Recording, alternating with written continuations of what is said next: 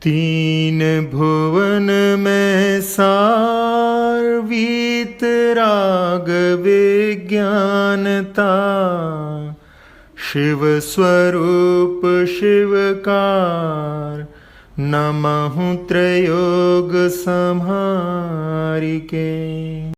तीन गुप्ती और 5 इंद्रियों पर विजय।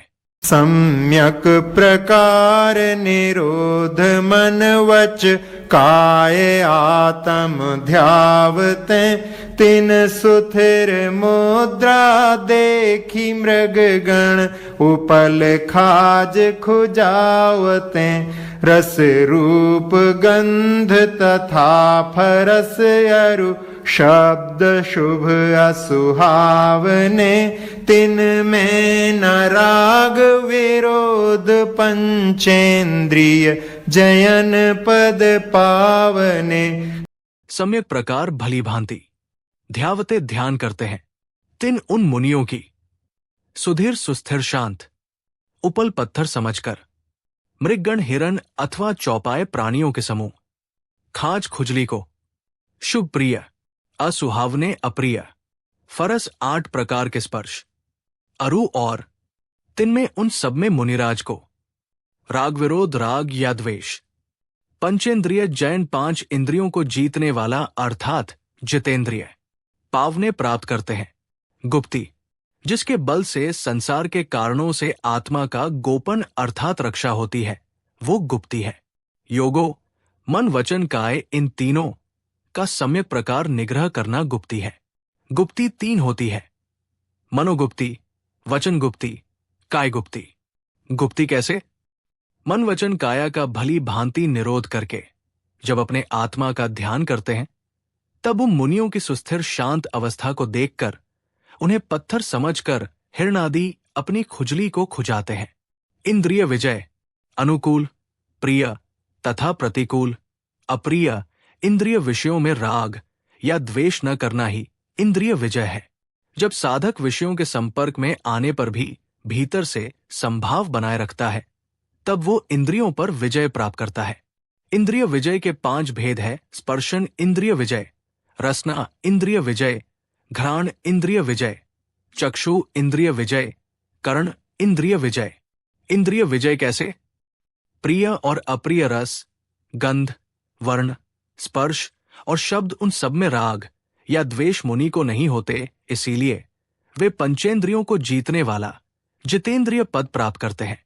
स्पर्शन इंद्रिय विजय हल्का भारी, ठंडा गर्म, रूखा चिकना, कठोर नर्म, इन 8 प्रकार के स्पर्शों में जो जीव अथवा अजीव से संबंध रखते हैं, उनमें यदि इष्ट अनुकूल हो तो राग न करना और अनिष्ट प्रतिकूल हो तो द्वेष न करना, यही स्पर्शन इंद्रिय विजय है।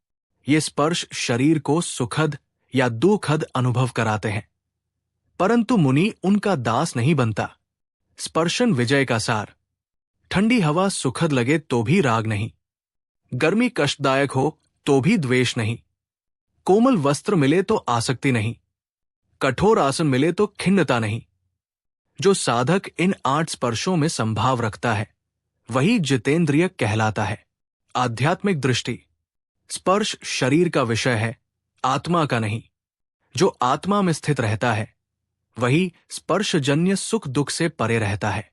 रसना इंद्रिय विजय 4 प्रकार के आहार में इष्टनिष्ठ भाव न रखना, गृद्धता, लोभ न करना, रसयुक्त और नीरस में संबुद्धि रखना तथा केवल भूख की वेदना शांत करने के लिए आहार ग्रहण करना, यही रसना इंद्रिय विजय है। 4 प्रकार के आहार: खादय जिसे चबाकर खाया जाए, स्वाद जिसे बिना अधिक चबाए निगला जाए, लेह्य जिसे चाट कर लिया जाए, पेय जिसे पिया जाए। इन 4 प्रकार के आहार में मुनि इष्टनिष्ठ का भेद नहीं करता। रसना विजय कैसे?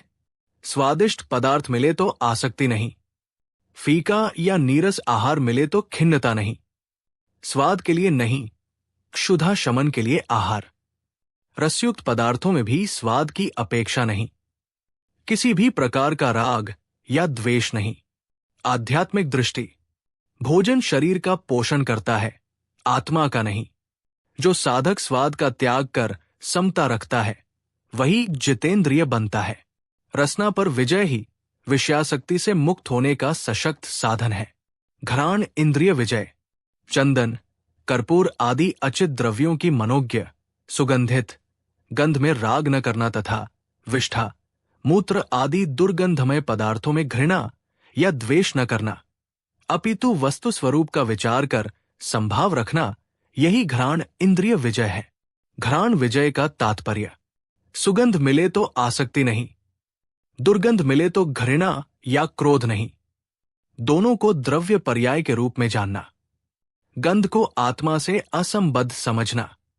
साधक की दृष्टि सुगंध और दुर्गंध दोनों ही पुद्गल, अजीव द्रव्य के परिणाम है। आत्मा न तो सुगंध है न दुर्गंध। जो साधक वस्तु का तत्व विचार करता है वो गंध के विषय में संभाव रखता है और घ्राण इंद्रिय पर विजय प्राप्त करता है। आध्यात्मिक संदेश, राग और द्वेष ही बंधन का कारण है। जहां समता है वही मुक्ति का मार्ग है। घ्राण इंद्रिय विजय साधक को बाह्य प्रभावों से ऊपर उठाकर आत्मस्वरूप में स्थित करती है। यदि आप चाहे तो शेष दो, चक्षु इंद्रिय विजय और कर्ण इंद्रिय विजय भी इसी शैली में तैयार कर दूं, ताकि पांचों इंद्रिय विजय का एक पूर्ण व्याख्यान तैयार हो जाए। चक्षु इंद्रिय विजय सचित, जीव तथा अचित, अजीव पदार्थों की क्रिया, संस्थान, आकार अथवा वर्ण भेदों में राग या द्वेष न करना, यही चक्षु निरोध नामक मूल गुण है। चक्षु विजय का तात्पर्य, सुंदर रूप देखकर आसक्ति नहीं, कुरूप या अप्रिय दृश्य देखकर घृणा नहीं, आकार, रंग, रूप, सजावट आदि में मोह नहीं, दृश्य को केवल द्रव्य पर्याय रूप में देखना। साधक की दृष्टि, नेत्र बाह्य रूप को देखते हैं परंतु ज्ञानी आत्मा में स्थित रहता है। वो समझता है कि रूप, रंग और आकार सब पुद्गल के परिणाम है, आत्मा का स्वरूप नहीं। आध्यात्मिक संकेत, दृष्टि का संयम ही चित्त की शुद्धि का कारण है। जहां रूपासक्ति नहीं वही समता का उदय होता है। जो साधक दृश्य जगत में रागद्वेष से रहित रहता है वही चक्षु इंद्रिय पर विजय पाकर जितेंद्रिय कहलाता है। कर्ण इंद्रिय विजय, सचेतन एवं अचेतन पदार्थों से उत्पन्न कर्ण प्रिया मनोहर शब्दों को सुनकर उनमें आसक्त न होना तथा कर्णकटु असुहावने शब्दों को सुनकर उनमें द्वेष न करना, यही कर्ण श्रोत्र इंद्रिय विजय है। कर्ण विजय का तात्पर्य, प्रशंसा सुनकर अहंकार या आसक्ति नहीं, निंदा सुनकर क्रोध या द्वेष नहीं, मधुर संगीत में लिप्तता नहीं, कठोर वचनों में मानसिक विकार नहीं। साधक की दृष्टि, शब्द पुद्गल के कंपन मात्र है, आत्मा उनका कर्ता या भोक्ता नहीं। ज्ञानी साधक शब्द को सुनता है पर उससे बंधता नहीं। आध्यात्मिक संकेत, राग और द्वेष ही कर्म बंधन के कारण है, समता ही मुक्ति का मार्ग है। जो साधक प्रिय प्रिय शब्दों में संभाव रखता है वही श्रोत्र इंद्रिय को जीतकर जितेंद्रिय पद को प्राप्त करता है। छेढ़ाला की 5वीं ढाल से छंद 4 से 28 मूलगुण से गुप्ती इंद्रिय विजय की व्याख्या पूरी हुई। जिनवाणी माता की जय।